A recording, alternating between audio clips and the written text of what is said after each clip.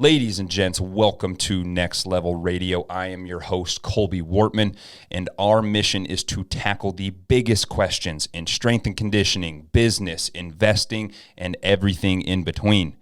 We bring to you the best people in every sector so that you, the listener, can benefit and learn from the best in the biz.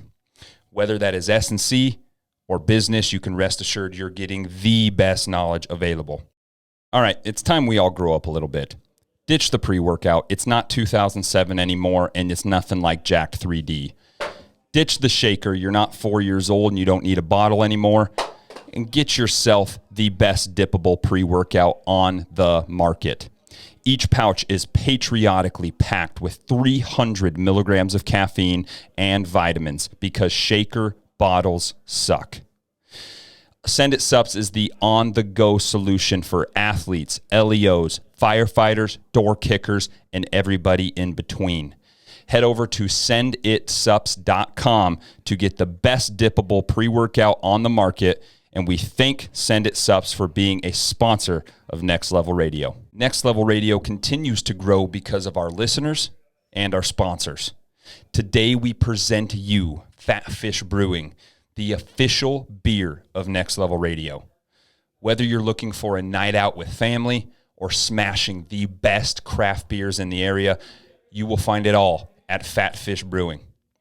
Check out Fat Fish on Villard Street in Dickinson, or check them out on their website at fatfishbrewing.com. Life has an amazing way of coming full circle and bringing to you the people that you need in your life at that time. As a young whippersnapper, 4 monsters deep, just excited to tackle the day, I'm headed to my first strength and conditioning conference, and I hear about a company called Team Builder. Multiple coaches with experience with Team Builder and other platforms said the exact same thing. They said that you can get very similar products across different platforms. However, the thing that truly sets aside Team Builder and puts their product above anybody else's is their true and genuine customer service. As a customer for many years, both at the university setting and the private facility, I can tell you, Team Builder's customer service is absolutely second to none. Late night emails, programming issues, emergencies on my end are all resolved very, very quickly. So join the thousands of universities and private facilities that use Team Builder to elevate their businesses by going to teambuilder.com, click Start My Free Trial, and use code NLT at checkout. Our next sponsor, Nutridyne, a medical supplement company aimed at enhancing performance and addressing the underlying issues of disease. You will be hard-pressed to find the quality that you'll find at Nutridyne.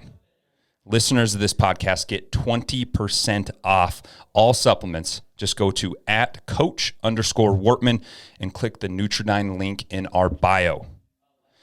Keep up with us on Instagram @coach_Wortman, on our website, nl-training.com, or keep up with us on the next episode of Next Level Radio.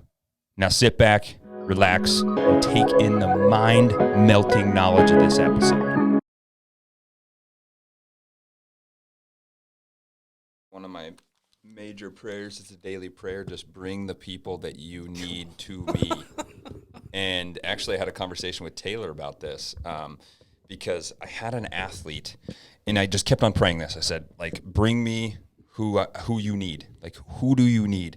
Yeah. And this athlete came to me, and he was struggling and gone through what I had gone through, graduating college and didn't know what he wanted to do, having terrible anxiety and depression about all this.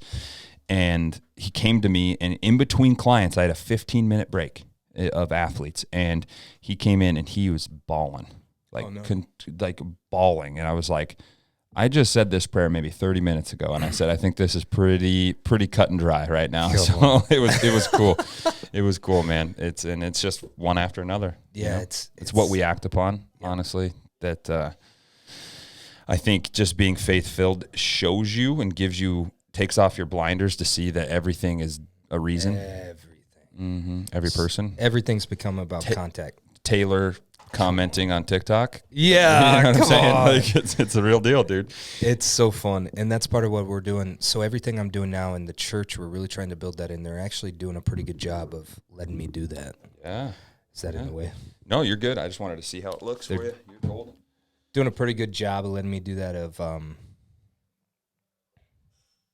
It's all about getting in the community. That was the whole idea. But the church is getting behind stuff like, so we're starting girls wrestling this year. Mm-hmm. Matt Meyer and I. Yep. And then I started driving bus just because then we got somebody to drive our bus. Yeah, yeah. And so, but getting in front of people, and then, you're going to work out, and then it just always it's been stupid. And Matt's he has a daughter who is a stud, and he's it'll be cool to see. And I got asked just 2 days ago if I wanted to apply for because DSU is getting a girls wrestling team. Are they really? Yeah. For real? Yeah. I've been praying about that for a long time. Yeah, man. And it's happening sooner than later, I Really? think. It really is? Yep. Because Justin's always been kind of off because, Schlecht and I are real good buds. And You and Schleck are? Yeah. Oh, okay. Yeah, okay. He's actually on the leadership at our church. Really? Most people don't know that. I did not know We're that. still working on him. Yeah. Getting him to drop Jesus in a little more, but Well, we're teaching him that he's loved, man. Mm-hmm. And I think that's what he needs, honestly. it is. 100%. Get Jesus sold out that he's beloved, Mm-hmm. or get Justin sold out that he's beloved. Yep. You better watch out. Uh-huh. Yeah, dude. That's crazy. Like you said, not a lot of people know that. I wouldn't have known that either, Yeah, it's it's definitely not a project, but Justin Schlecht is a special dude that is going to make an impact, and it's been pretty cool. That's awesome, man. Yeah, that's awesome. He did exactly what I wanted to do and didn't do as well as he did. Came back from the military and be a 4-time All-American, 3-time national champion. Yeah, did a little better. We always joke. One of the things he always rolls his eyes when people meet us and we're introducing ourselves. I'm like, yeah, we both did the exact same thing. He just did it way better. That's awesome. During that time, Small World, I don't know if you know any of the guys, like when he was wrestling for DSU. I met him at the Hall of Fame banquet. Okay. Gabe Harry was one of them. He's from my hometown. So he wrestled during the same time as Schleck. He was a two-time natty. And man, he would come. So I wrestled my whole high school career, and I had way better wrestling scholarships. You are a wrestler. Come on. I am. I had way better wrestling scholarships than I did football, but I liked football better. So come on, yeah, it's legit. It's legit. I mean, I had my cauliflower ear drained early, so it doesn't show as much, but it's there. Come on, I kept missing it. My kids, I used, when you look back now and it's like, the Schlecks and those two don't have it as bad. We're probably better. Back when I thought it was cool, I remember one practice when I wished I didn't have it. It blew up. Yep. And it hurt so bad, and I thought it was going to explode. And then I tried to put headgear on, and it was too late. Yep. And it was one of those, grueling practices that you get kicked out of. Mm-hmm. Remember that? Like in college, we had those where you knew it was going to be a survivor practice, and you better survive as long as you can. Yep. And it was it pissed you off when you got kicked out, but it was good. Mm-hmm. And it was one of those in my ear. Every time I stepped back or changed a level, it just bounced. Oh, just full of like fluid. A ping pong ball just right there. Yep. I was like, this full is full of fluid, dude. I wish I'd had Dumbo ears still. Yeah.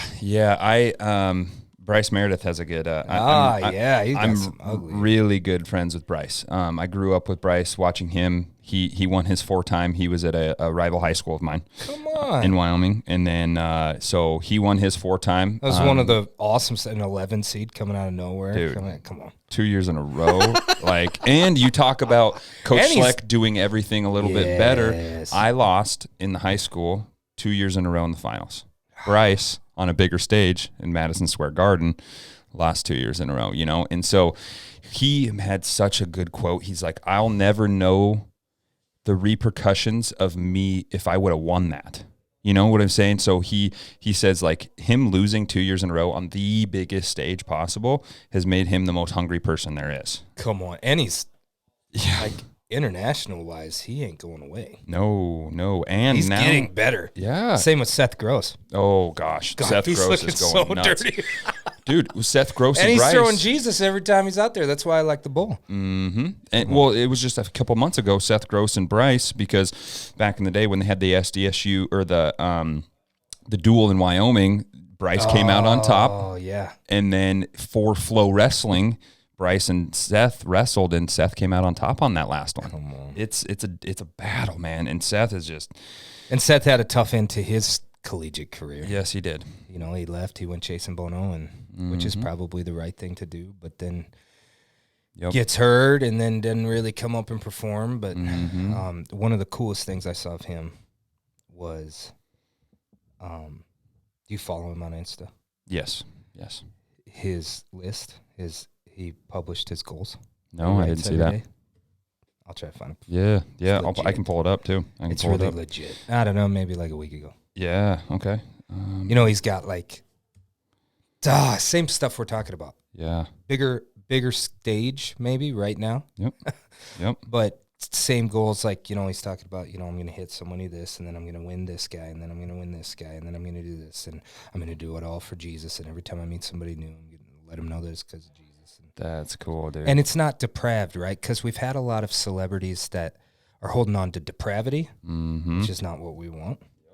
Like, I'm a piece of garbage, but Jesus is better. And, well, Jesus is better, but he also says some pretty good things about you. Yeah. So. Yeah. It's right here. I mean, I'll go through a few of them. Yes. Win all the matches at the World Cup. Yeah. Go to 3 international tournaments. Make the 2023 World Team. Win the U.S. Open. Win Final X. The Pan Ams. Yes. He even calls people out. Yeah. He's got names. Yep. And then to cap it off, give glory to God every single time I compete. Come on. And then his why and his how. To use the talents God has blessed me with and give all the glory to him.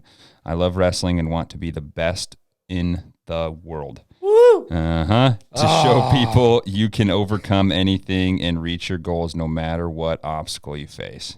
Boom. Dude, that's cool, man. That's really, really cool. I did not see that. Yeah. He had a good showing. I didn't follow it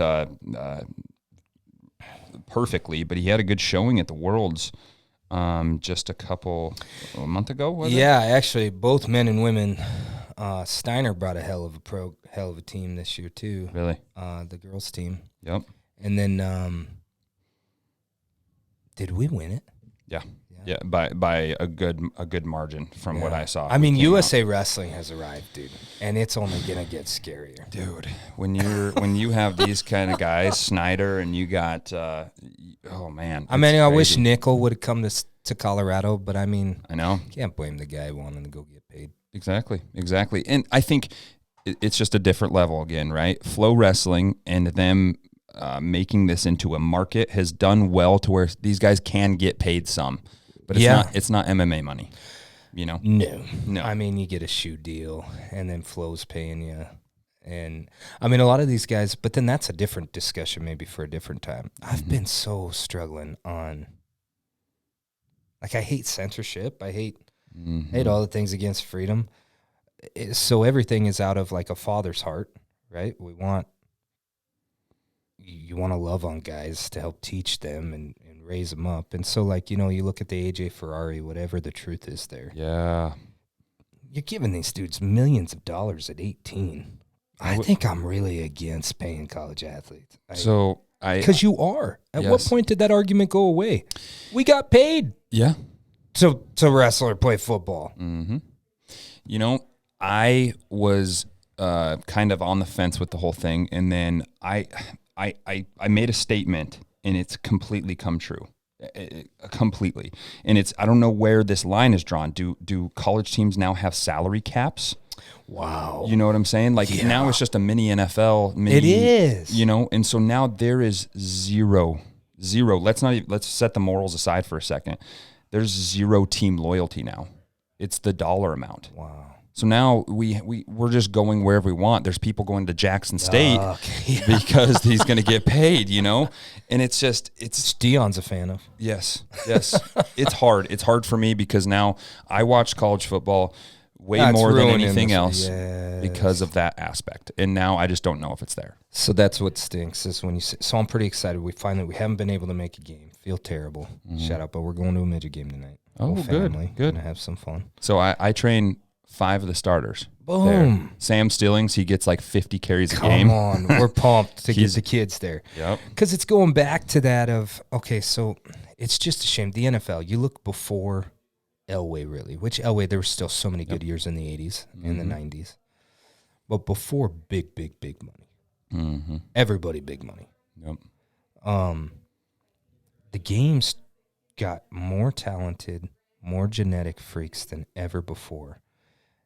And I think it sucks more than ever before. Yep. I mean, it's hard to watch. It is. An NFL football game. Yeah, and I'm a Broncos fan. It's even harder to watch. I had season tickets my whole upbringing. I'm from Denver. Oh, man. And, yeah, it was tough. I stayed up to watch it, and then you go and you're like, well, heck it. I'll tell you what. One thing I hate, I told my parents, I was on the phone with them. They live in Denver. When I left for college, Mom and Dad left their Bronco tickets go, which we've all criticized. But they're like, well, you know. But they have Broncos or Rockies tickets now. It's more my mom's speed. But I hate Denver fans because they're just punks. Yeah. You know? Yep. But at the same time, man, Russell ain't playing like a $20 million quarterback. No. $200 million quarterback. He ain't playing like a $20 million. No. And I don't know if it's I mean, he does not look good. No. I mean, I think I could be corrected, but I think out of that we just went through week 5 or week 6. Yeah, 5. We have the least points scored now. I know, and we can't, dude. The red zone's like a curse of Salem. Yeah. We have Melvin Gordon in the background, which Williams went down. That sucks. Yes, it does. Which yes, he's had fumble problems in the past, but why Latavian's don't you gonna be hand that ball off on 4th and 1? We have no trust in Russell right now. Well, trust. I know, and that's one of the things. Hackett, they were.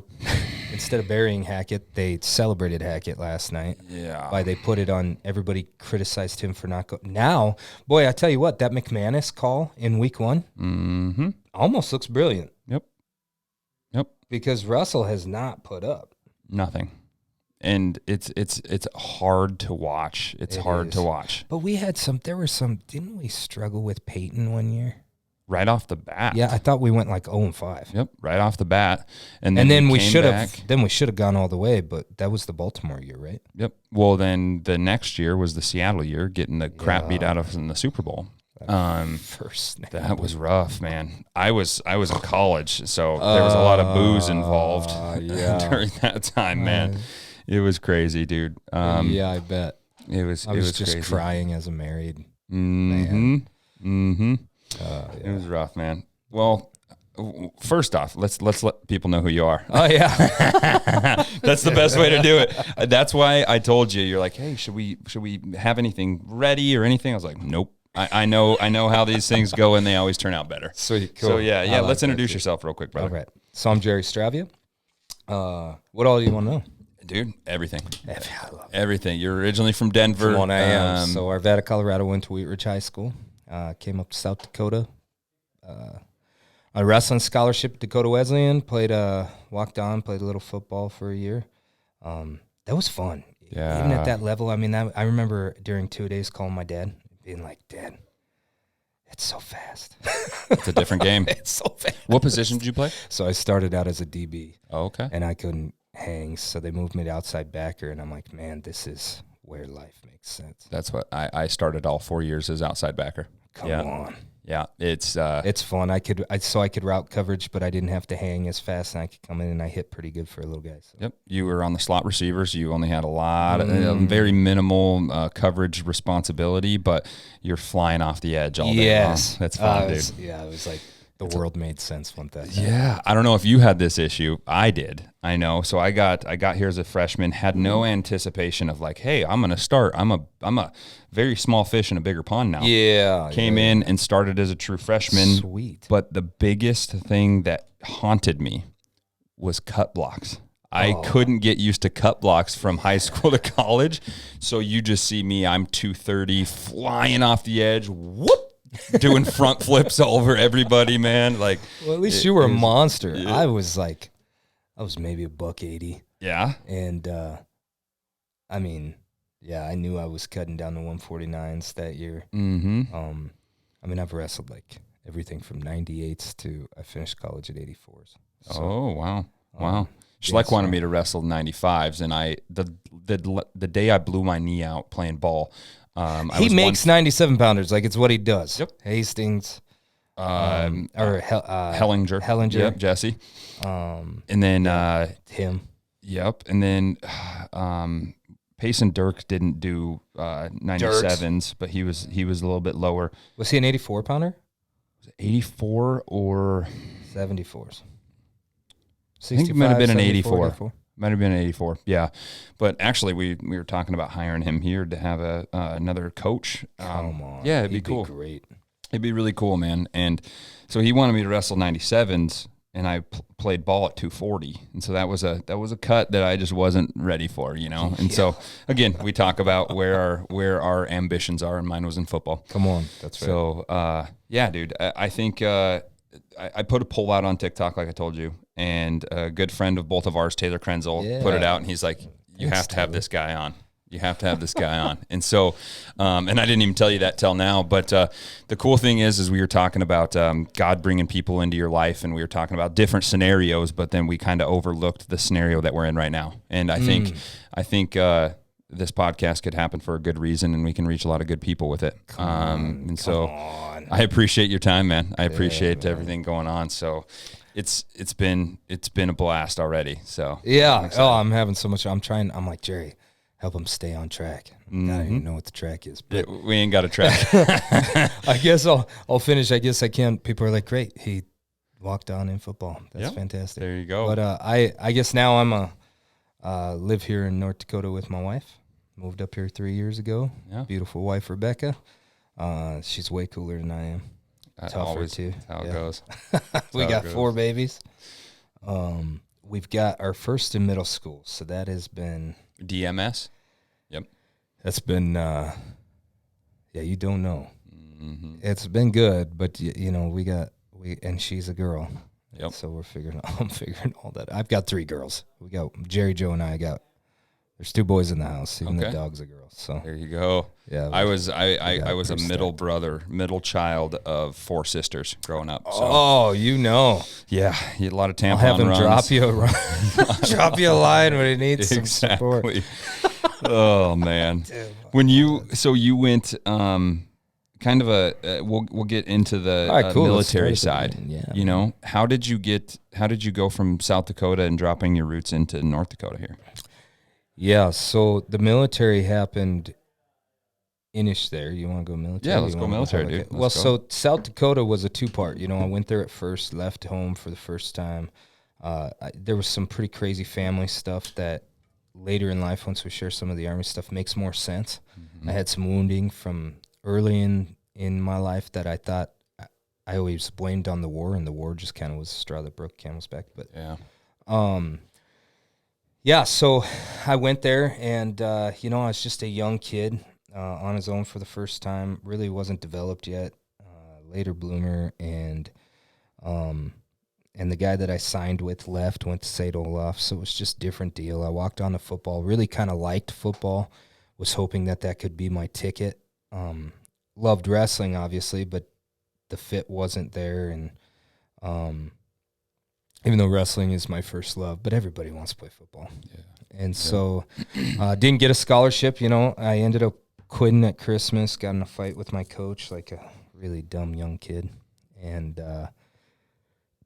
but I will say, thank God for the things that we've cried over in our life. Right? Yeah. I mean, come on. Let's look back, man. You can count all of them. Something positive came out of everything. Yeah, it's so silly. So anyway, I ended up going to the coach and a football coach and just begging. Once I found out, I came back after Christmas, found out I no longer had a scholarship. And I begged for a little bit of money to see if I can earn. And the coach said, yeah, it's just not, some things aren't meant to be. So. I was going to say that was kind of profound. Some things just aren't meant to be, man. The funny thing is, I guess if you want one of those egotistical moments later in life, just fast forward, y'all catch up here in a minute. But when so I go back to school eventually, and after the war, after all this, and share some of that. But I'm working out. I decided I ended up getting scholarship offers to finish school. I was coaching high school, and we made a bet with the guys that if they all made state that year, because they were like, Coach, why don't you still wrestle? And I'm like, that's gone, done. Yeah. And we made a bet if they all made state that I was going to have to start doing some old man tournaments, some open stuff. And so then I did, and I started winning, and then got like 7 scholarship offers to come back as like a player coach kind of thing. Yep. And I wanted to go to Wesleyan. Probably wasn't my greatest. I've got a funny Tom Brand story in that time of my life too. But we were on a recruiting trip where I was being recruited at the same time as one of our athletes. And so it was really weird. So him and I, this 18-year-old kid, that was a fun time. We had fun. Johnny Zabala and I are going all over the country. And we're wrestling at World Nationals in Cedar Rapids, Iowa. And we want to stop at Iowa, obviously. I'm a huge Dan Gable guy. I love the Brands brothers. Yep. And so we end up going to like this Mecca for us, and we're looking, and Mike Zadek's there wrestling, and he says, you guys want to cut weight in here? You can. We're like, sweet. So we got to work out with Mike Zadek, got my tail kicked. It was funny because Mike had like this huge, like, Arab beard. He looks like like this Arab guy when he has big beard. And we drilled. He showered, and all of a sudden he comes out clean shaved. You just had to shave your beard. It took a while to grow up. He's like, you guys want to go talk to Coach Brands? And we were like, yeah. Yeah, heck So we go in there, and Johnny's starstruck, and I am too. First time I'd met Tom, and we're sitting there, and we're sitting at his desk, and he's not a big guy, you know, and he's got papers and just these theory ring binders stacked up all over in his office, and we're talking to him, and Johnny's like, I'll do anything for you. Let me wrestle here. And he looks at me, and he goes, with his little lisp, you know, well, what about you? What about you? What are you going to do?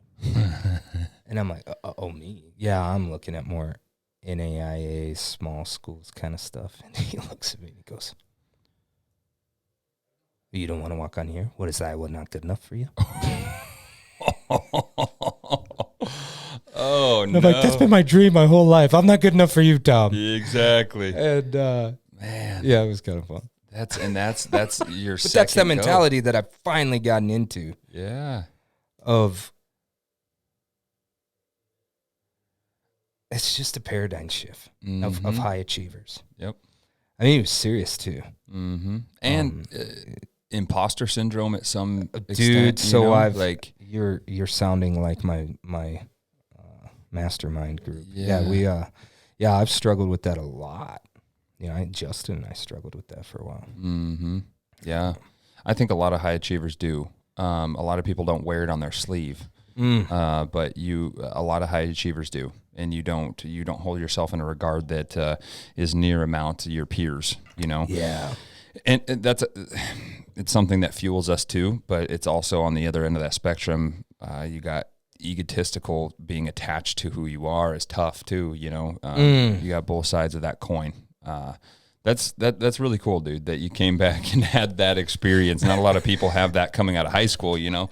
Well, yeah, so we get there. So I obviously don't go to Iowa. I go back to Dakota Wesleyan because I felt like I had to stop some there or finish something there. I realized it was to meet my wife later and give my call to ministry, answer my call to ministry. But one of those pride moments, those imposter moments you talk about. So I was in the weight room just, I was a freak. I was one-minded. I wanted to be an All-American because I thought that was going to validate me. Yep.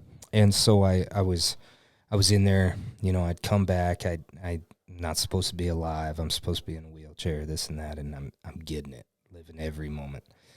And I'm in the weight room at Dakota Wesleyan, and the coach comes up, the same coach that told me it ain't gonna work. Yeah, he comes up and he didn't recognize me, and he says, "So I'm just getting it," and he says, son, the coaches are talking about you getting around here. I'd love for you to come play football for me. And I said, what? Well, Coach, we tried that once and it didn't work out. No way. Yeah, so I had no it was idea. kind of a poetic justice moment. But, Yeah. yeah. So Dang, man. Did Wesleyan have some success back in your day? So when In football? Pospisil took over, the answer is no. Pospisil came over and kicked 27 kids off the team. So my year I walked on was his first year too. Wow. And so this would have been 05. And he kicked like 27 kids off the team. A couple of the captains. We had some steroids abuse back then, when they didn't test. And that was when Sioux Falls was dominating. Yep. And it was kind of funny, the joke, whether it was true or not. Back then we'd always joke that a lot of those guys shrunk the next year. Mm-hmm. Yes, sir. Yeah, they really did. Well, same exact thing that happened to Carroll College. Carroll was on their dominant run in the early 2000s, late 90s even. Okay. Dominant national champions after just repeats. One after another. There was some more testing that happened. But if you think this is kind of crazy. So my last year was 2015. Okay. Playing college ball. So I started in the mid 2000s and went to there. But as of then, and I think it's the same protocol now because I was the strength coach there just not a year and a half ago. They don't test for steroids. So it's just street drugs. Shut up. Yeah. NAI level is just street drugs. Yeah, I had always wondered. I know I just hated the P test, the hydration test. That's about the only thing I remember testing for. Yeah.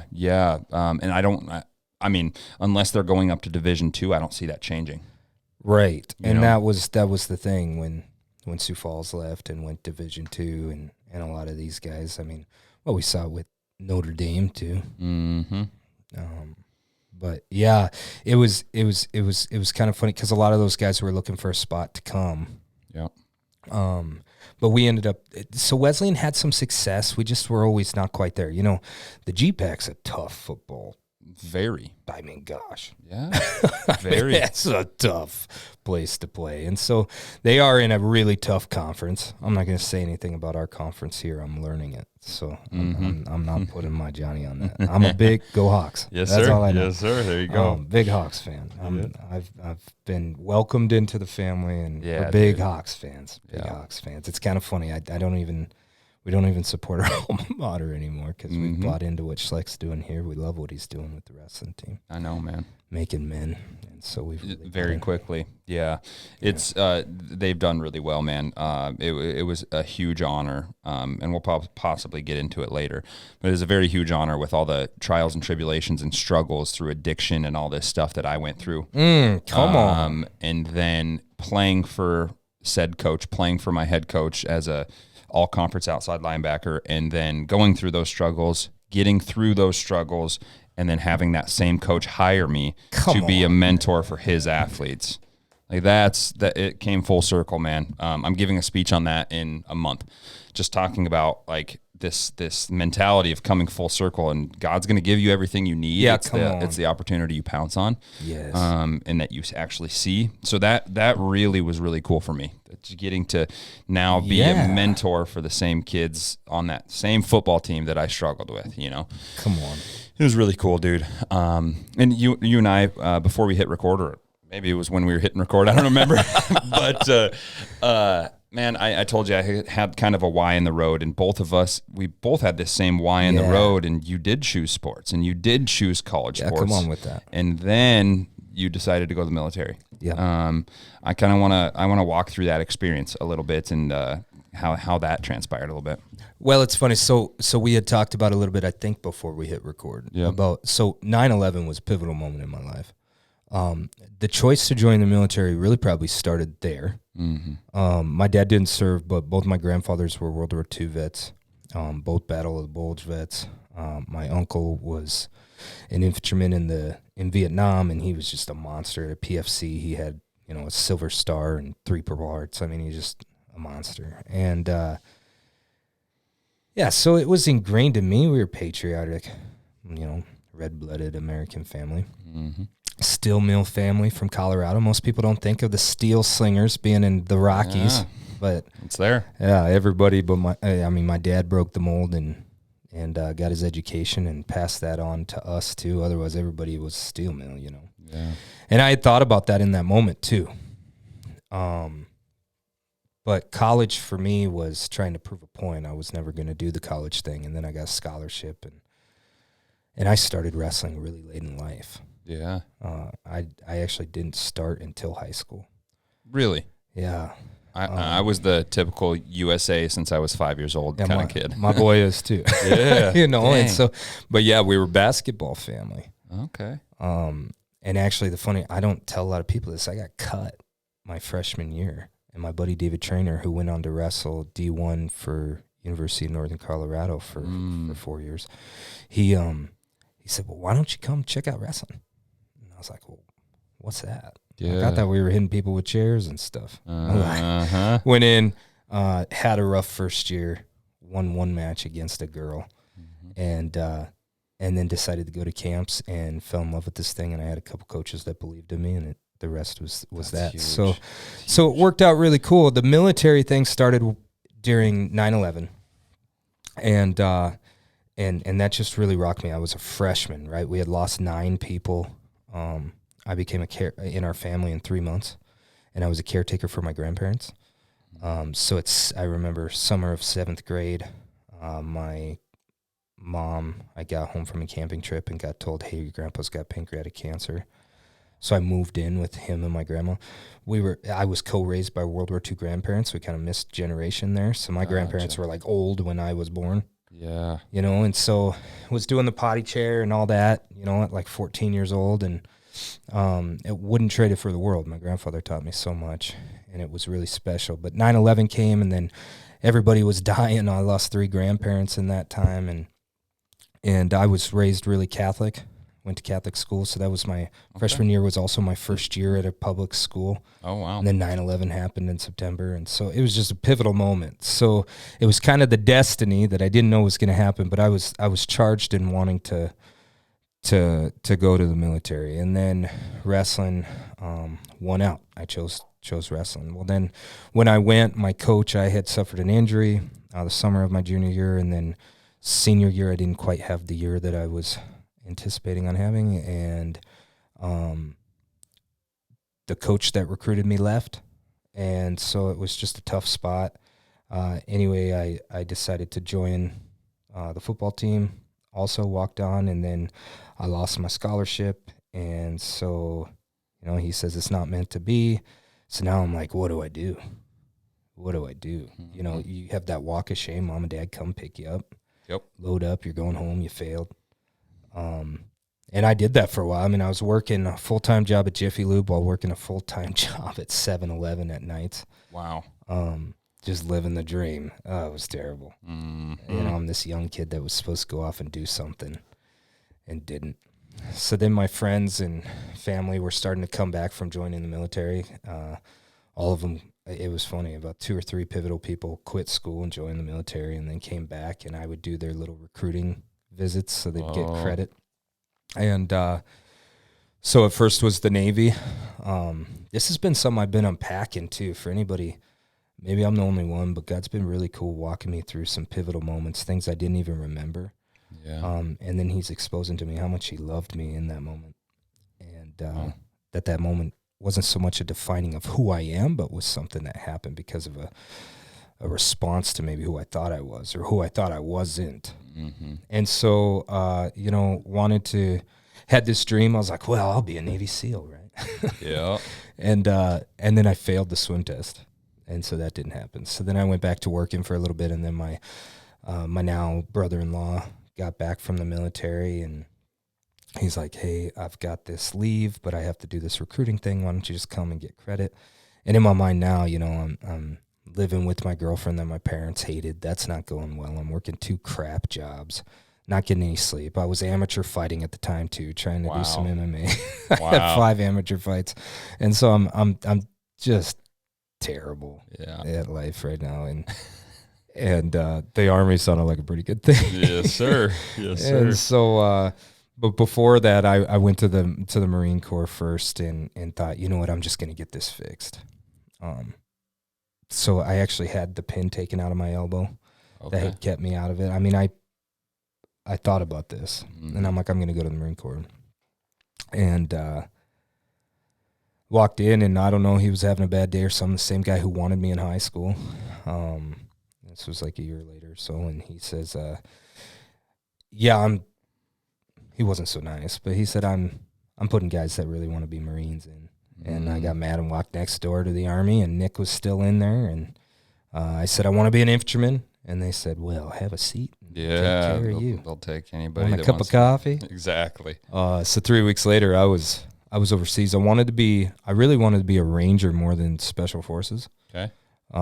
Which my buddies would be like, God, that is an elite group. So I'm not labeling, but exactly. Ranger Bat's pretty awesome. And that was my dream. And so the first mistake I made as a young kid is, if I could give a public service announcement out there, if you want to do anything in the military, make your freaking recruiter put it in your contract. Yeah, put it in Don't writing. join until you do. Yep. They kind of saw me coming, and I fell for I'm trying not to say bad things. Yeah. For the green, fell for it. So anyway, he says, oh, they hand that stuff out all the time in basic. So I went, and then I actually got my Ranger contract in basic training. Yeah. And I felt top of the world. And then graduation day, we're all there. We got our cross rifles. I'm an infantryman. They do a really good job of building culture in the Army. Yeah. Because you could not convince me otherwise that I wasn't the baddest son of a buck rocking around. And was ready to go save the world. And first sergeant, which in the military, you try to stay away from first sergeant anyway when you're a young enlisted man, let alone in basic training, he pulled me aside and said, hey, Stravia, I need to talk to you. I was like, oh, this does not sound good. And he said, hey, so I graduated 13th of December. Okay. Which winter exodus, they call that Christmas exodus, like 2 weeks kind of passes and stuff. In the training world, you go home for 2 weeks, come back, kind of like in college. At least that's how it was. Excuse me. And so anyway, he says, hey, so we just got word that all the Ranger spots have been evacuated unless it's in your contract. Really? So I thought after Christmas I was staying at Fort Benning and going to airborne school and then RIP training. Yep. And instead he told me I was reassigned to Fort Hood, Texas to be a mechanized infantryman. And that sucked. Slow pace. Yeah, there's that almost Jerry again. Almost made it. But then do you want to go into the career quick? It was brief. I do. So then I do a lot, man. So I finished basic training. Probably the most fun I've ever had in my life. I've never been so cold and so hot until I got to Iraq. Yep. It was hot as hell in Georgia in August. Humid and... Yeah, I got there in August. And then by the time we left in December, there were a few times we woke up with frost on our rifles. So it was pretty chilly in the hills, too. So you deployed in December is what you're saying? No, I finished basic in December. Finished basic in December. And then went home. And I did the recruiter thing, so I got a couple weeks. And then Christmas Day had to report. Well, we had to leave Christmas Day. My two buddies flew into Denver. We hopped in my Camaro convertible and headed south on Christmas Day because we had to report to Fort Hood, Texas on the 26th of December by midnight. And so midnight on the 26th. So... we go on this awesome road trip, headed down there, and we get there, and then 3 weeks later, so they were already deployed, and something I was really bitter about for a long time, there's actually this piece of paper, I'll share this piece of paper. The Army had tried to start this thing called a Battle Buddy program, so my buddy Jacob Tracy, I just love sharing his legacy, so... Jacob was my best friend. He was my battle buddy in basic, and he was like the worst battle buddy you could ask for because he just always got us in fights, and then he was this tiny little native kid. Had a great story. Literally was told, go to the Army or go to jail. Was strung out on drugs, and he just became the best soldier I ever met in my life. Yeah. And just a good dude. So we got, once I got pulled from RIP training, we got put on this battle buddy thing.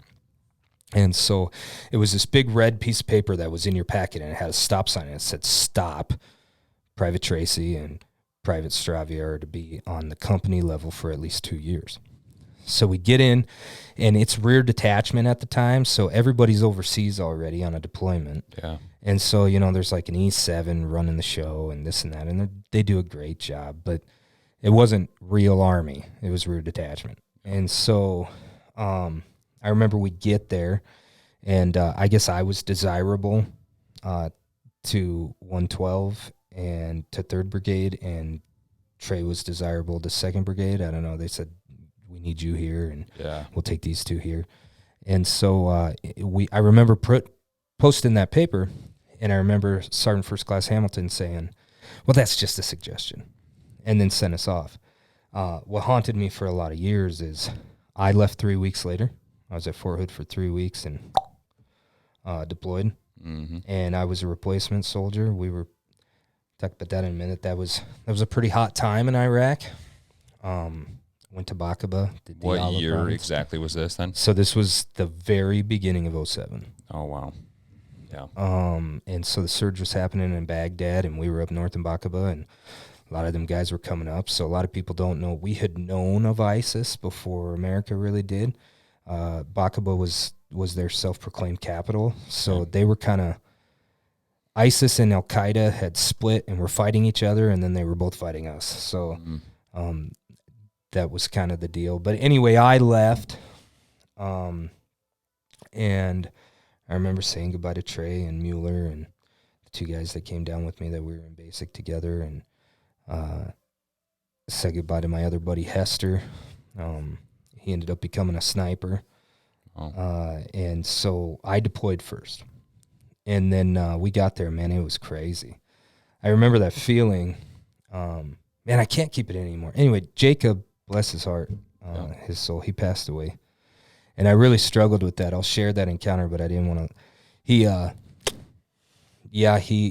got hit, and I suffered for a long time. You know, I suffered from survivor guilt for a long time in my accident too. So, but I remember the way I found out was terrible. So anyway, I was overseas, young kid.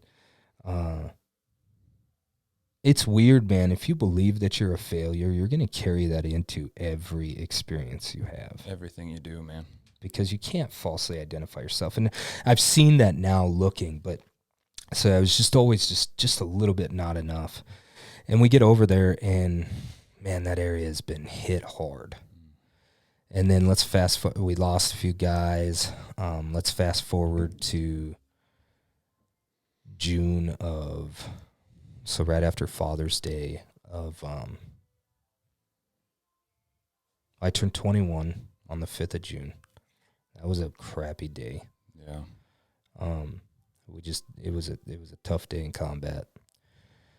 So 2ID, they have these strikers. I remember Wes not thinking strikers were very cool they were cool. But they were the big, they look like boats with 8 wheels. Okay. And they're an infantry fighting vehicles, so they carry a crew of infantrymen in, and so is the Bradley fighting vehicle, which we were in. It's not a tank. You know, piss an infantryman off. Yeah. He's already mechanized. He hates his life. Don't call him a tanker. But so you rock around in there, and it's got a 20 mic, and so we were going through the streets. That deployment had been so interesting because we started out when they got there originally while I was still in basic. They deployed in October. They wouldn't let him rock the Bradleys because it was ruining the city. It was just tearing stuff apart. Well, then we were getting our butts kicked in Humvees. So then the Bradleys came back. Yep. And the place was just a mess. I mean, it was as war-torn as you could think. I mean, it was rough. You couldn't go through the streets without craters bigger than this just everywhere. You'd walk around puckered up as you're walking or driving. Anyway, Operation Arrowhead Ripper starts. The 82nd Airborne come in. 2ID comes with their strikers. 1st Cavalry's who I'm with. We've got this huge thing. Basically, it's the biggest thing since Fallujah. We're handing out flyers. It was just a big campaign, and we were airdropping flyers that you know, curfew's going to be instilled again. It was just, you knew this thing was going to be big. Yeah. At one point, I remember sitting in my buddy Flores' chew, Oliver and Flores' chew, and I remember we're getting our orders, and we're told that the ROE is no longer, that it's changing. The rules of engagement are changing. So we knew this night that things were about to change. Well, I got hit the first day of Operation Arrowhead Ripper. So I got blown up. I remember we were sitting there pulling guard, and it was one of those moments where, like, I wasn't filled with the Holy Spirit yet, so I didn't really understand it. But now looking back, like, oh yeah, I know that feeling. Yeah. But you just have this feeling like, man, we ain't supposed to be here right now. There's something here. Yeah, and we were sitting on top of a triple stack. Okay. 3 155 rounds. Didn't know it, sitting ducks, and then finally that baby went off. And it was a tough deal. So anyway, I get medevaced, and then I get sent to Balad. And then when I leave Balad, I get sent to Germany. And in Germany, Langstuhl, I'm in the hospital there. And I pull up a Stars and Stripes. Have you heard of those? It's like the military publication for the Army. Okay. I think every branch has Something a version of it. Yeah. So I'm opening it up, and I remember I open it up, and there is Trey's name. Oh, no. That's how you found out. Yeah, man. It was crazy. It used to just rock me so bad. Damn. So, like, I get sedated because I lose my shit. Mm-hmm. And then the next day, I remember being like, I can't believe that. I opened the Stars and Stripes again, and there's my buddy Ward's name. So as I found out later, so my buddy Ward, when we came into combat, he was I'll celebrate him real quick. Yeah. Go for it, dude. He was a Marine recon sniper. He got out, actually got into drugs, and then he got pregnant. His wife got pregnant. They got divorced.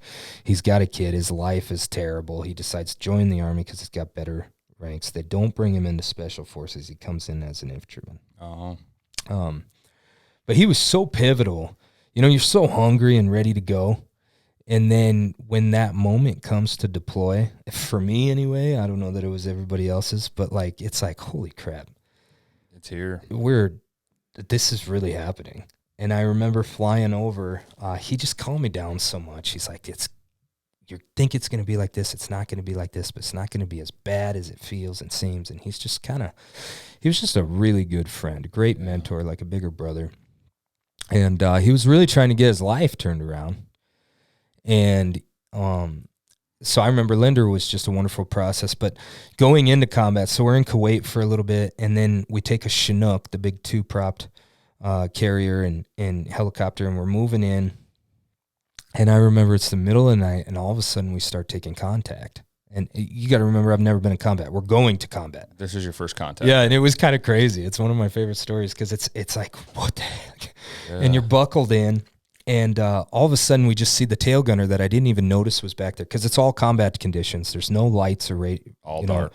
Everything's off. And so all of a sudden the guy in the back just starts launching this 50 cal. And I remember being terrified that we're going to lose this guy because I'm a young private. I've never been anywhere, done anything. And I don't know that he's strapped on the back ramp throwing this pig down range. I'm like, and we're maneuvering. Tracer rounds are going both directions, and we're doing these barrel maneuvers. And I'm like, oh my, this guy's going to die. He's gone. And Linder's like, I think it's going to be okay. Yeah. So we get in there, and it was great. But then, so when I got blown up, I had been moved from the line, and one of the track commanders, the Bradley commanders, really liked me. And so he wanted me to drive for him. Mm. And that was such a dig to my ego but then I convinced myself, driving a track of a bunch of guys, you got to be pretty squared away. Yep. It was the most stressful position I've ever been in my life. Actually, rifleman was way easier. Really? Yeah, because you're carrying 11 dudes. Less and responsibility. every decision you make, there's holes all over. There's risk for IEDs. You've got to respond correctly. I mean, it was pretty high stress. And so, anyway, I got blown up, and so Ward took my place as driver, and then he died the next day. Oh, no. Yeah, so no. That was really tough for a long time. So you walk me through your accident. So you were driving at the time. Okay. Can I be a little bit graphic? You can be all graphic. Okay, so this is explosive. We're sitting outside of this compound for a long freaking time. Like one of those, I felt like we were there forever. I mean, hours on hours on hours. And so one thing that at least in my experience, that the movie Jarhead got right is you hydrate and then you dehydrate. Yep. And they have those 1 liter bottles because none of the water's safe. And so, I mean, one thing, I'm exposed to the military. We finally had to get it cleaned up, but not while I was there. I mean, it became so dangerous that you didn't leave the Bradley unless you were on a mission. So you were on a mission to pull surveillance, but unless we dropped the gate and you went out as a rifleman team to hit a target or to pull surveillance or to go inside, you didn't leave. Because, I mean, it was the top of IED Central. Yep. I mean, it was really bad. And so I mean, there was a time we spent 72 hours in our Bradley. And so, and a Bradley's like as big, not as wide as this room. Yeah. You know, and so. And you're 11 deep about in that. Yeah, if you had a full squad. Yeah.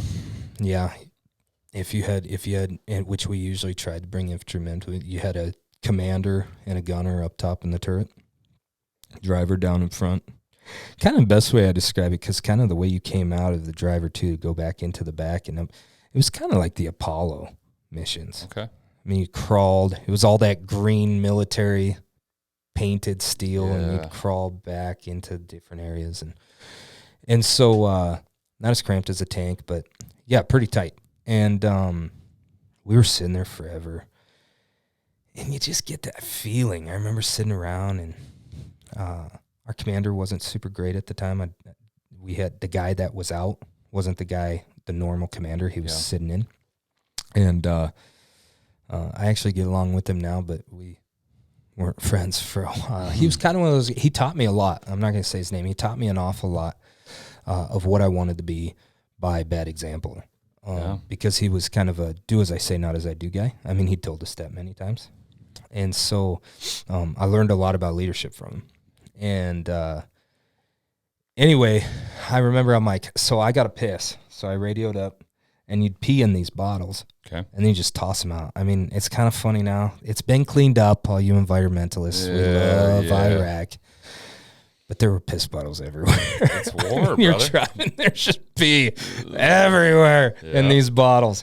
And so I go to piss, and just like I have tinnitus, so if you know what I'm talking about, it's kind of when you pull a plug out. For me, like if we were maybe to pull out an amplifier, it'd be like, yeah. So all of a sudden I hear that sound, just like, it's like this flash. And I lose consciousness. Well, I'm pissing, and we get blown up. So you stepped out to the side of... No, I'm in my chair. Oh, you're in your chair.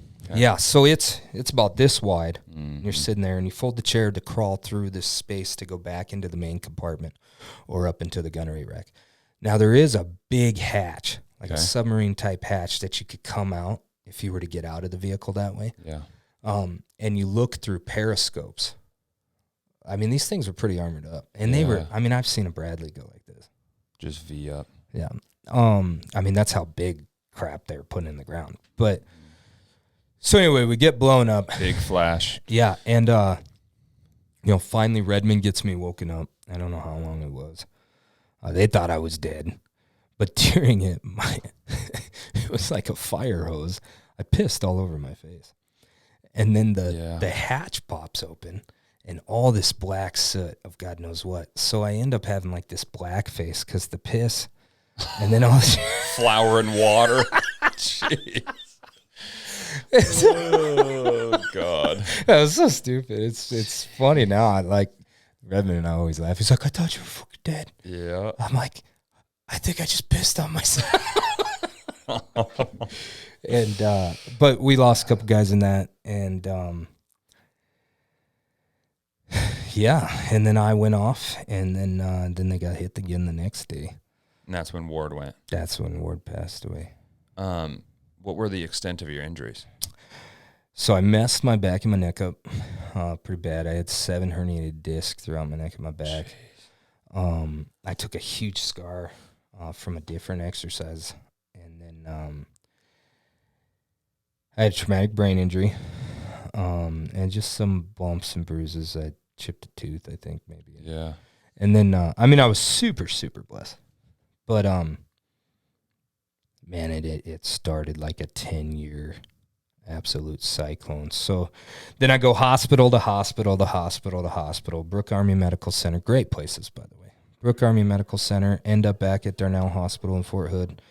And then they medically retired me. And that was like, again, another almost Stravia moment because first off, I had a selection date, which was going to be awesome. I was going to get a shot to go to be, Green Beret, if you would. To maybe, we talked about, like with the football thing, it was like that moment, right? The moment to maybe avenge my Ranger spot getting pulled. Yep. Because I was, it just all those ups and downs. And then all that survivor guilt hit and not going back, they wouldn't send me back. So feeling like a piece of shit. That. Yeah. And then feeling like a piece of garbage. It wasn't even avenging my getting hurt. Because we got in a tough place there. I mean, it was hell for a little while when we were in there. That like, I think if I'm honest, we like put on. It would be interesting to hear other guys talk about this. I was kind of convinced that I was going to die over there, and we were going to take as many as we could with us. But then it got a little better, and then I didn't know I was going to get blown up that day. It's just here the whole time. I mean, we were super under.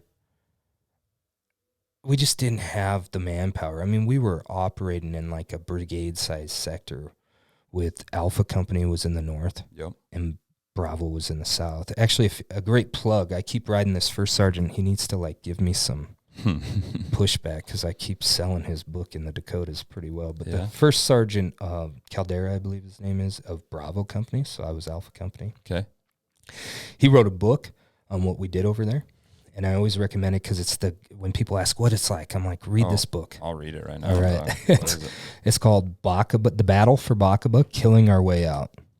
I forget his first name, but he was First Sergeant Caldera, I think his name is. Okay. It's available on Amazon. I've bought it for people a ton of times. It's The Battle for Bakaba, Killing Our Way Out.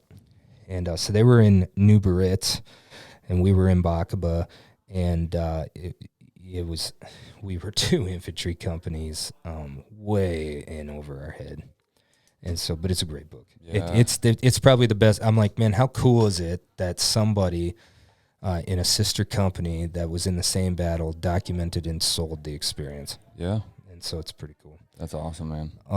So that, it was absolutely crazy.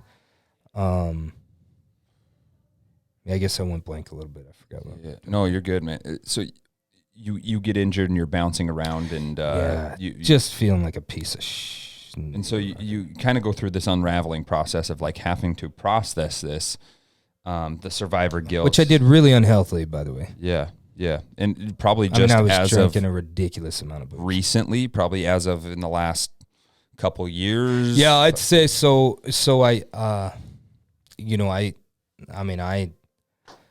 got healed. There's no other way to say that. When did your religious life? When did Jesus come in? Come on, thanks. So I was raised in the Catholic Church, knew of Jesus my whole life.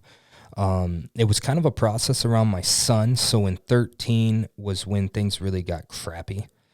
I started kind of regressing from my injuries, and I actually fell and hit my head again, and I was in the VA hospital in 14 for a month.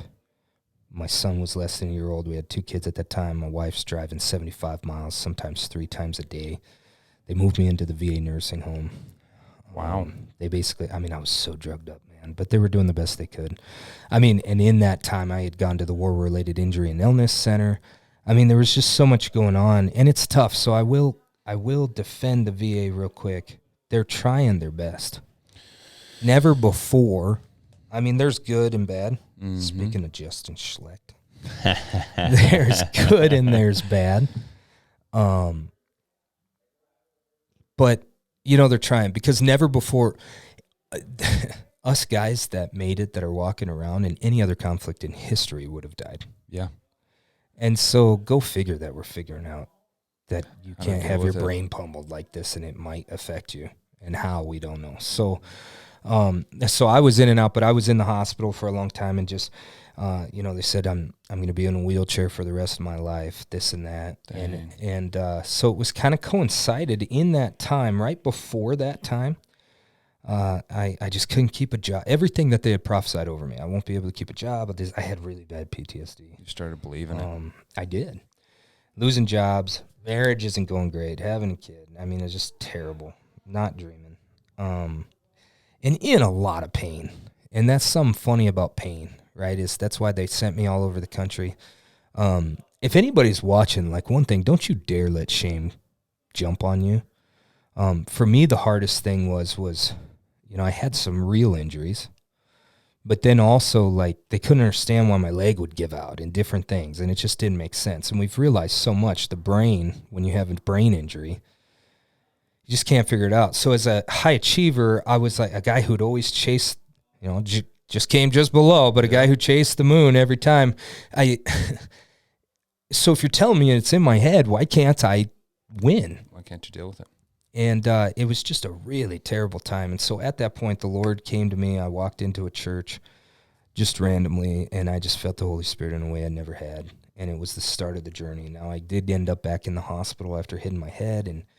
And so here we are. We're told I'm getting all these pain therapy treatments from across the state in South Dakota. And I'm in and out of the hospital all the time. And I'm getting out of the hospital, and we thought, well, we got to move. Yeah. Because that was my life. I had really put on that identity, a broken soldier. And so we were going to move to Sioux Falls because we had a 1930s house that just wasn't accommodating.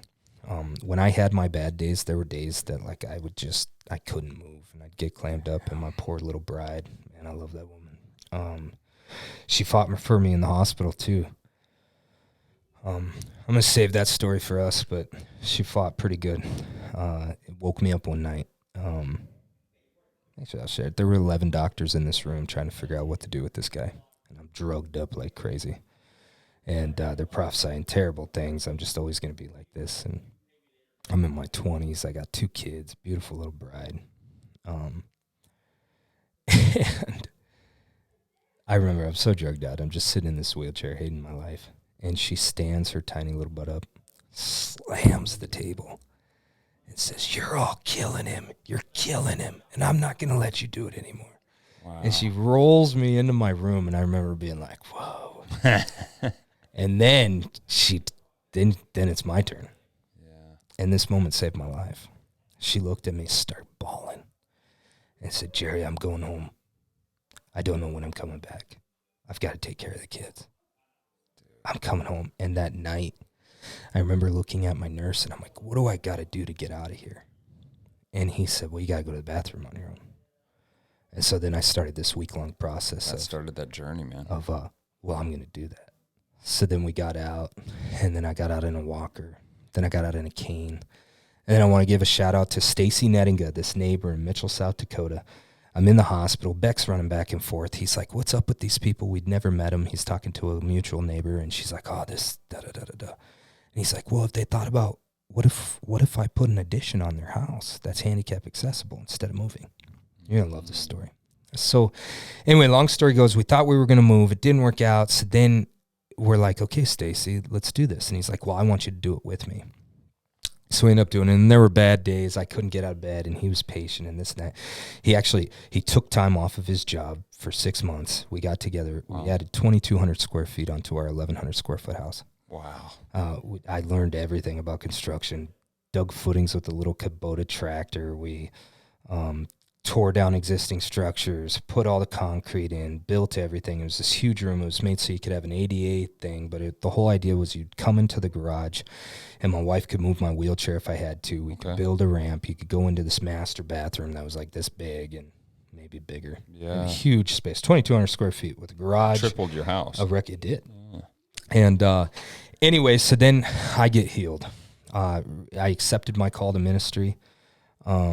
I went back to school for the 3rd time, finally finished my degree because I had left. Once I got done wrestling, I didn't quite finish. I started working, take care of our kids. And yeah, it was crazy. So anyway, one thing, I think Go ahead. that pivotal moment, man, I think it's a special moment for you and maybe some people that don't. Yeah, come on, thanks. understand it because it's not their moment. But to be completely honest, to have a wife, to have Come on, that's huge. To have a wife she saved my life. Stand up for you like that, but then also say, I have to go and I have to be with the children. I think that sparked something in you where before it was, I'm a broken soldier, I don't have an answer. Now it's like, my answer is going to the bathroom. Come on. And then my answer is a wheelchair. And then my answer is a walker, then a cane. Come on. And it's that high achiever in us that we want to be leveling up in something, but we talked about Seth Gross's goals. Come on. His goals are on a different level than ours. Yeah. But it's still a level and it's still a so goal. Good. Oh, that's so good. That's huge, man. That's huge. Oh, that's so good. And in that moment, what she did is I think she exposed, she's like, hey, I'm going to fight for you. Now she's like, your turn. You need to fight for yourself. Your turn. Yep. And it was, you know, she still didn't understand the power of that moment, I don't think. But she's so humble. But in that, so to even get bigger, I get healed, this and that. We end up taking a job to come up here to take a church. And we prayed a lot about it. And I'm nervous. This guy, Stacy, did all this to make this handicap accessible. Like I almost had this unhappy of like, dude, I got healed. You did all this for when I'm never walking again. And that's not going to happen because the Lord healed me and I'm kicking that ass. Yeah. And I remember meeting and we wept in his garage. He's like, Jerry, you don't get it, do you? I'm like, what are you talking about, Stacy? And he's like, you don't get it. He's like, I'm going to try not to cry. You're good, brother. This was plan A. I'm like, what are you talking about?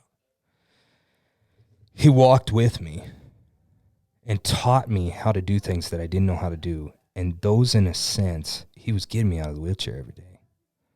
And by the end of it, I had built this house with him. It wasn't about I was starting to work out again. And I'm like, but Stace, what are you talking about? And I'm like, but we got to sell it. And he's like, well, that's the next thing. That was part A too. I knew you were going to get better. I knew this was going to happen. This was the dream. I'm like, are you kidding me? You're not that smart. He's like, it was the dream. And he's like, this has been the most fulfilling 6 months of my life. It came out, and then he said, and then the hopes was that when you moved on, you were going to be able to sell the house and get some equity. And we made $40,000 on that house. It wasn't about the house, man. It wasn't about the Somebody stood up for me. Damn. And walked my hand. And now I get the pleasure. Next week, I'm going back to Mitchell, and I'm going to officiate his daughter's wedding. That's huge. Yeah, man. That's very cool. That'd be pretty cool. Very cool. And they're still in Mitchell. They're still in Mitchell. Still in Mitchell. It brings us back to the conversation we had when we were recording or when we weren't. The people that are brought into our lives, man, is very fruitful. Yeah. It's stupid fruitful, man. That's a good word. I mean, we ran in circles of people, both. We were talking about Tony and Morgan and all these different people. I'm sure you know Jessica Clifton from the VA. Yeah. So she trains here at the gym. No way. Yeah. Yeah, haven't spent a lot of time with her, but I think I had to get like a... Yeah, that's when I realized North Dakota's a little more bureaucratic than I thought. Like, to get the V on my thing, on my license, I had to like go get some piece of paper signed by her that I was really a veteran. Yikes. So thanks for signing that. Yeah. She does really well for us, man. I've heard that. Yeah. Helping so many people. A lot. And I just think that this is very fruitful too. I think we've had an absolute blast here. So too, much man. fun. Man, I enjoyed it a lot. It's, you know, you don't know, I had no idea who you were. I had zero idea who you were. I knew that you were in the military, and that is a like-minded interest. Yeah. I knew you were a pastor. I knew that you carried that faith, and so I'm really glad that it worked out. I'm almost speechless with it, man. It's really cool. Thanks for having me on. Yeah, dude. For people in today's world, and maybe we can unwrap this. Okay. In today's world, we feel like maybe there's an argument for that could be the best time ever to be alive, and it could be that also we're in a very different time, a very weird time, and geopolitics and everything that's going on. Like, what's a piece of advice for people to like really live in this present and know that no matter what really happens, like we have something. We have a plan A, as you called it. You know what I'm saying? Like, because a lot of people get wrapped up in it. And me, myself, like I said, I grew up religious and I grew up having a relationship, but their thoughts are thoughts, and things get in our head too, man. Well, and that's, I'd say either of those arguments, you talk to either guy and they're both right. Yeah. So with me, I mean, there are two kingdoms at work. In my belief, right? I believe there's a kingdom of darkness and a kingdom of light, and the light wins and already has. Mm-hmm. We're coming into agreement with that. It's playing out, but the cross either worked or it didn't. And so, but with that, for me, like, I think we could partner with either kingdom. So if you wake up and everything sucks and the world's going to hell in a handbasket and this and that and that, you might be right. Yeah. There is darkness at work. But if you wake up and you could see the little things and you're looking for the light, man, you're going to see that it's overwhelmingly there. I think the biggest thing is no matter where you're at, your life, you may be in the toughest fight of your life. It seems like, man, COVID, geopolitical scene, everything, like, this is getting terrible, this and that. Or you could look at it and be like, man, things are getting so much better. Which is probably where I side, but that I think the world's actually getting better. Yeah. I think the light is shining, and the light does outshine the darkness, and I think it's a call to those who carry the light. Yep. And so, pass that torch. Yeah, either one, man. I think it's all about gratitude. You start doing an inventory, even on little things like this stupid thing. Like, This is not a little thing to be grateful. Oh my gosh. Yep. This thing, I can do so much on it. They're just so thankful for this thing. But then, the little stuff, like I turned my key in my car and it turned on and I went 4 miles in a snap of a finger. And that's one thing that I have been blessed. So, I think one thing, I'm a super nationalistic guy. I love America. It is the best place I've found. However, part of it I've come to find, like, it's bigger than that. I've come to find, I think, relationship and meeting people where they're at and just loving them for being people. Yeah. And seeing that people's actions, one, that joy is not circumstantial. Okay. You hear people say, oh, you're stealing my joy. I can only give away my joy. Yeah. You can't take it unless I give it to you. And that's much different than happiness. I think when we start realizing, my wife, who is the closest thing to perfect in my world, she can't be the source of my joy. It ain't gonna work. Yep. My kids can't be the source of my joy. Achieving my goals can't be the source of my joy. And so for me, when I found that Jesus he's my joy, and that he's bigger than my circumstances, man, things get better. And then I could start being grateful.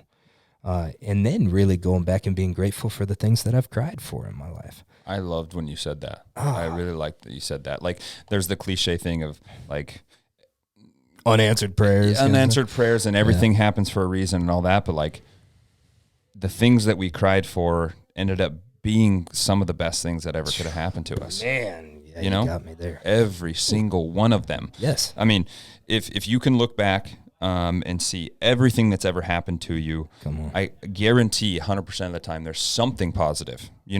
Again, there's two kingdoms in the fight here. There can be bad stuff, but if you truly look back at it and see where you're at now, 100% chance. The other thing I've noticed is that I've come to find God's way better than I think. That he's not moving us. This is where I land. He's not moving us around like pawns. God didn't make my friends die. God didn't make me miss out on this. God didn't make me get hurt to teach me a lesson so I could have a great life now. There's two kingdoms at work. However, God was in there. He was next to me. He was in me. And he takes what the enemy means for evil and he turns it to good. I mean, he's that good. It's one of those things like, man, you made a bonehead decision. Watch what we can do with that. Yeah. Here's your path. Yeah. Instead of like, it's just, you're never out. It's one more round. I think the key to walking this race is endurance. I think so many Christians, I think so many athletes, I think so many entrepreneurs, we just give up too quick. We close the door. Yep. We say, well, I failed. And when I read the Bible, I say, man, could you imagine if when Peter got mocked after giving like the most intense sermon since Jesus and gets called a drunkard, he would have been like, oh, yeah, you're right. Or could you imagine if after a couple of their friends died, they decided like, man, I don't know. Maybe we should be quiet. I'm going to heaven. I'll be all right, I think. I mean, Jesus. I mean, I think endurance is really the path. I think gratitude and endurance are the two words that I would share. I think being grateful, constantly taking a gratitude inventory, and then I kind of hear this could get me ran out of some churches, but I think for me, I heard the Lord speak a couple times, and I preached on this, and I just think the biggest thing in all the trials is I keep hearing him say, like in a Rocky movie, one more round. Just get back up when the bell rings. Just one more time. Just go back in. And then I hear him in like a Muhammad Ali. And after he says that, he says, let me show you how great I am. Just one more round. Wow. Like sometimes all we got to do is get off the stool. Yep. And go back in. We don't know what's going to happen. But then that's when I'm going to show you how great I am. I just need you to show up. Yeah. I think that's a very holistic, I think it's a very well-rounded approach. There's going to be dark, but if we can be super, super grateful for every small thing, and then not just go off on a 100-meter dash. Come on. And be faithful for 2 months. Be faithful for 3 months, or not even be faithful. Build a relationship for 2 months. Come on. Build a relationship for 3 months. The endurance side of that, I've never heard it put like that, but it's a long race. That's what Paul calls running the race. Yeah. Yep.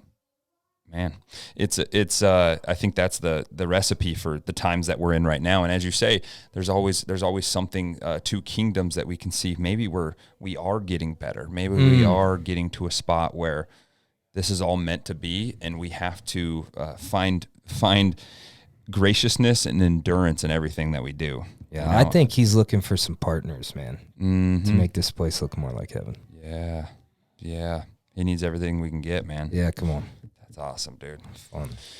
Brother, this has been awesome. This has been awesome, man. I appreciate every single minute. We went about an hour and a half for you. Wow. So, dude, where can people find you at your church? Yeah, man. On the internet? Where's that at? So just Jerry Stravia on Instagram. Okay. And we have Prayer Winds Church, which is up north across from the middle school.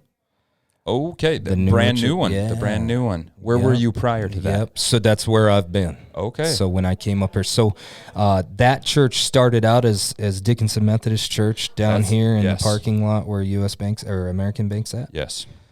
They had left before I got here. They had committed to get a new place, worshipped at Ladberry's for a while, and then there had been some changes. We're a Spirit-filled non-denominational church now. Okay.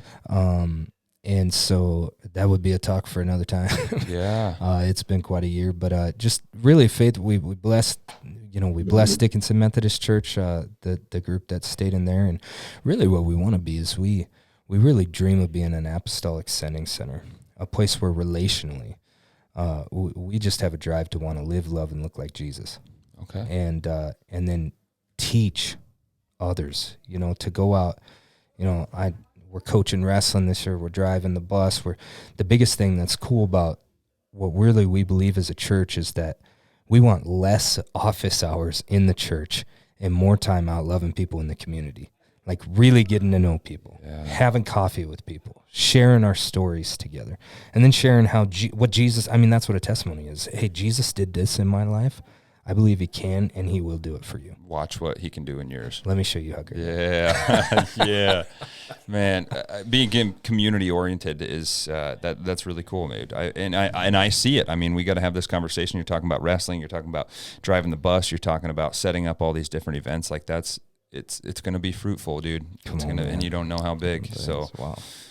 Brother, I appreciate everything. I'll push everybody I can into your presence, and I appreciate too. We'll be time. getting more people on this. Oh yeah, listening to this, yes, this sir. podcast. I appreciate every minute, brother. So that is another episode of Next Level Radio. I appreciate you all. Thank you all for listening, and we will see you next week. Come on.